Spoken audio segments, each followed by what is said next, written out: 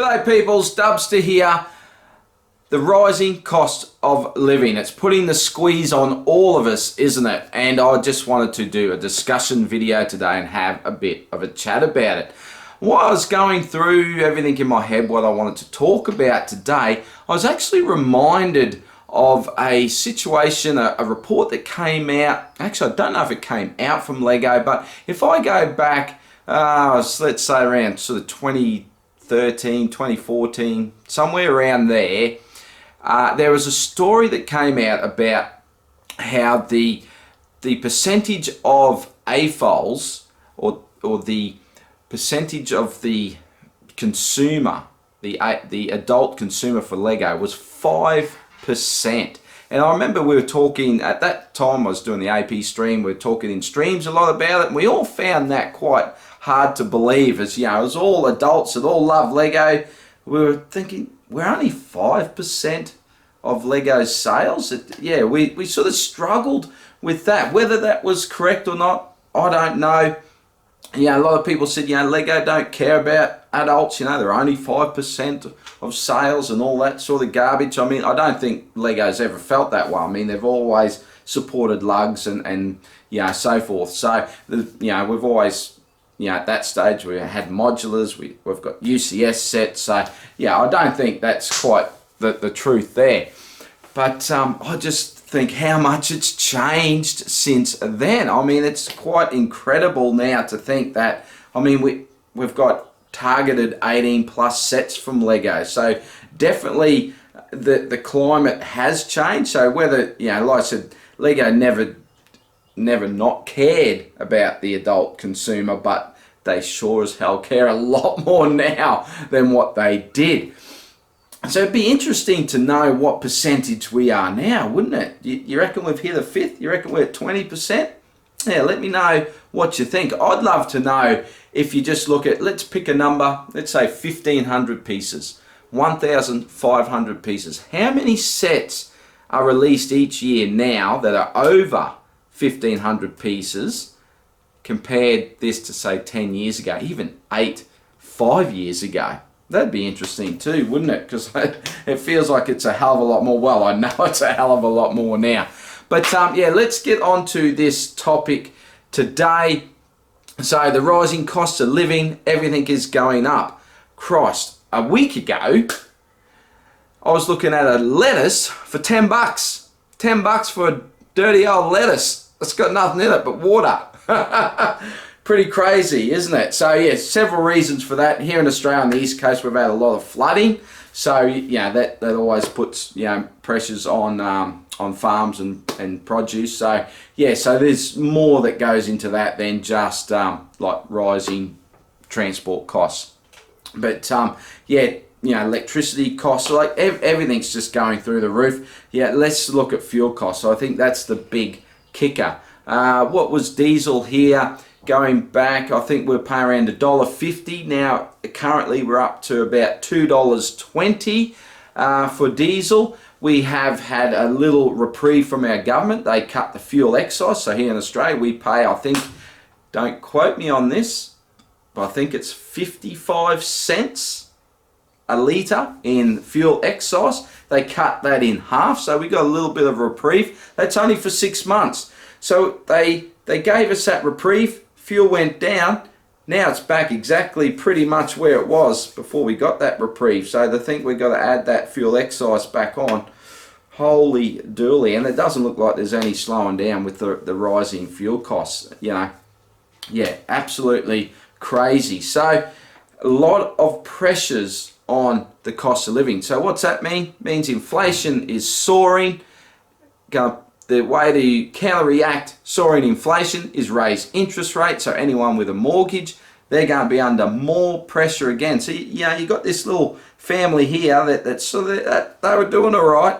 Now you got rising cost of living, so they're trying to absorb that, and then interest rates rise, and then their home loans increase, and you know, geez, a lot of people are going to struggle, aren't they? I mean, it's going to be some serious problems down the track. I mean, I know people myself that they're right on the edge. The cost of living here in Australia, the cost of housing, I should say, is huge, and I imagine it's similar, many other countries.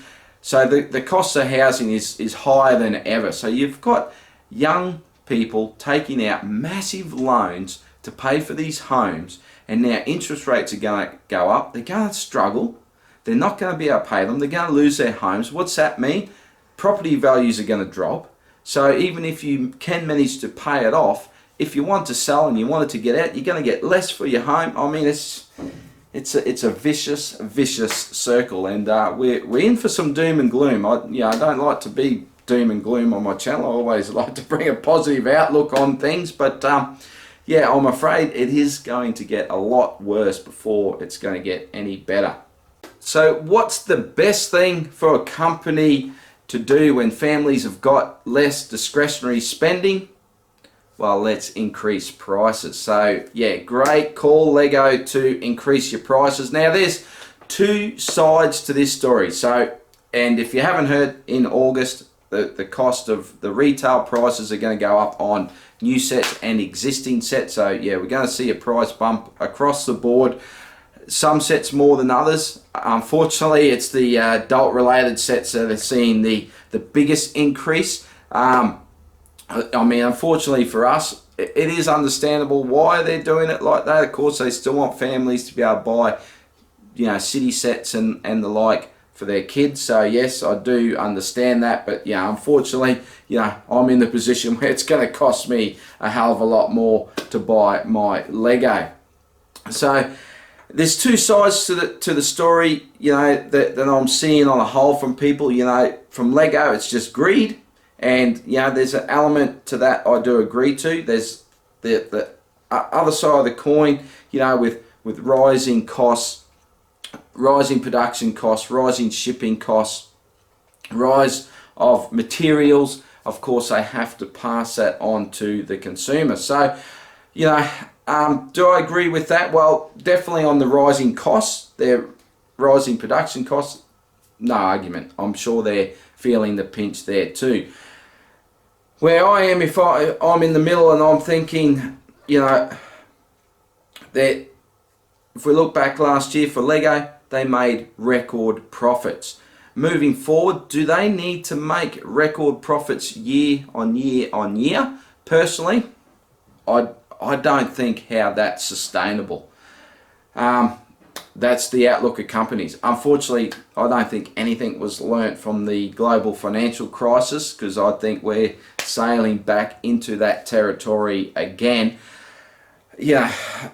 Families are going to be struggling. So they're just not going to be able to afford some of these extras that we've paid for before. So, I think in turn that businesses will struggle. So it'll be interesting to see what happens to Lego if they do start taking a bit of dive in their profitability. So, but I mean, it's very hard to just think that, a company should just make record profits year after year after year. I always struggle with that concept. So I really struggle with the line that they put out to accompany their price rise, is that putting consumers first is at the heart of what Lego does, the Lego company does. No, I'm afraid that is not correct.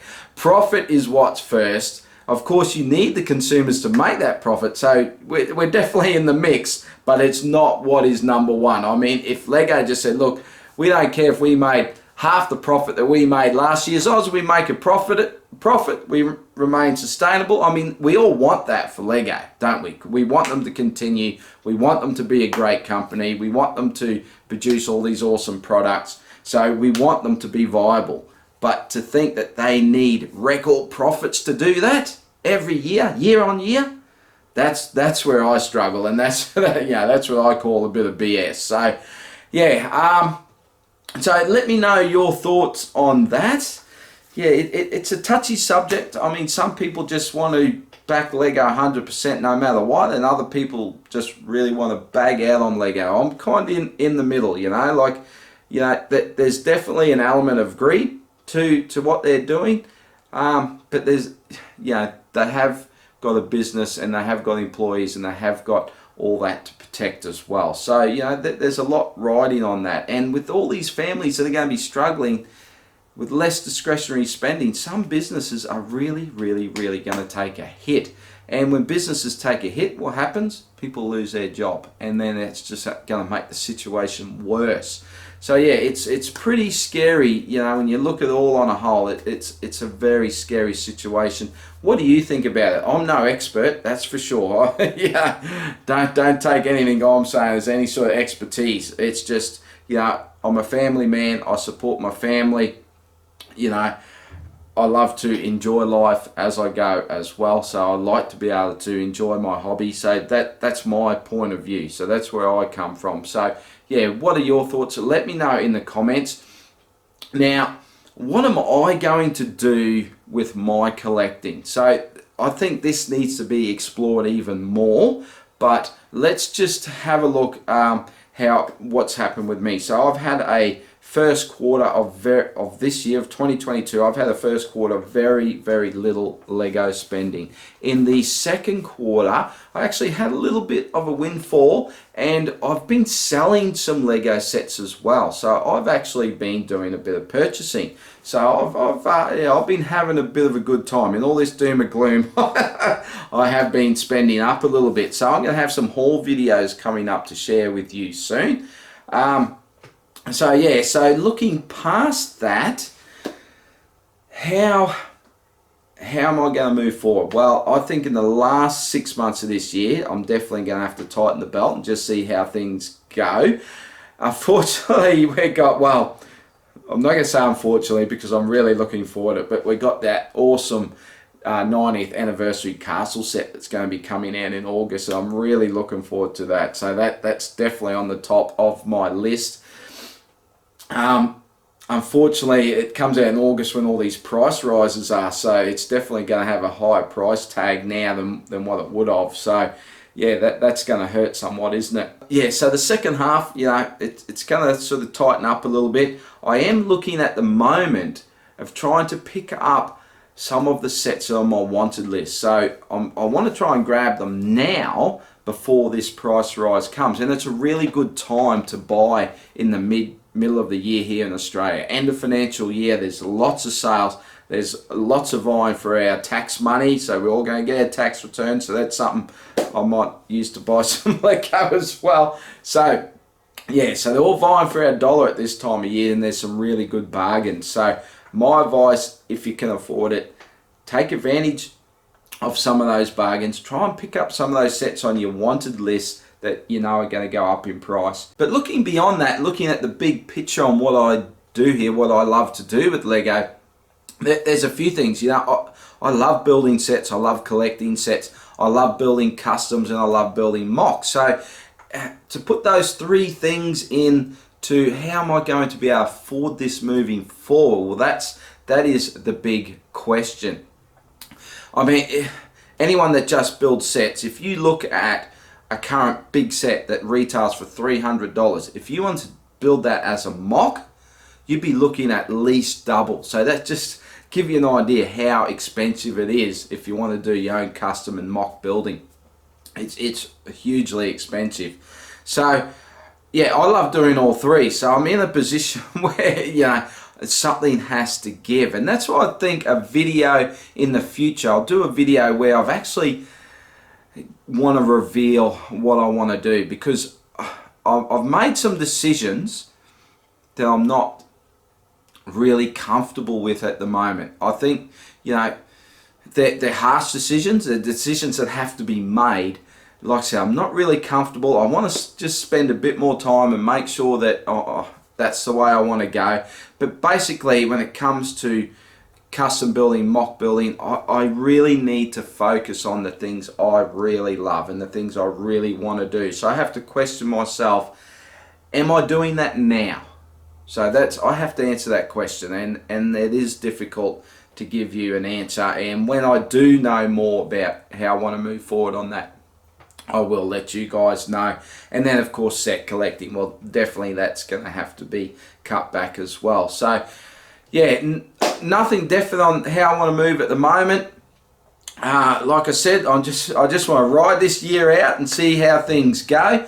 I'm enjoying this period of time where I've got a little bit extra money at the moment, so I can enjoy a little bit of spending. But yeah, it's definitely going to get a little bit more tighter in the near future. So yeah, it's a real difficult topic to talk about, really, isn't it? I mean, what effect is it going to have on you guys? I would love to hear about it. If you've got any tips, I mean, now is the time to be looking for sales and waiting for sales and not do any impulse buying. I say that in my next haul I've got an impulse buy, but yeah, don't follow my example. But yeah, look, honestly, I really want to hear from you guys. Let's continue this discussion down in the comments. If you enjoyed the content, give it a thumbs up. A big thank you for taking the time to watch, and I'll see you in the next video. Bye for now.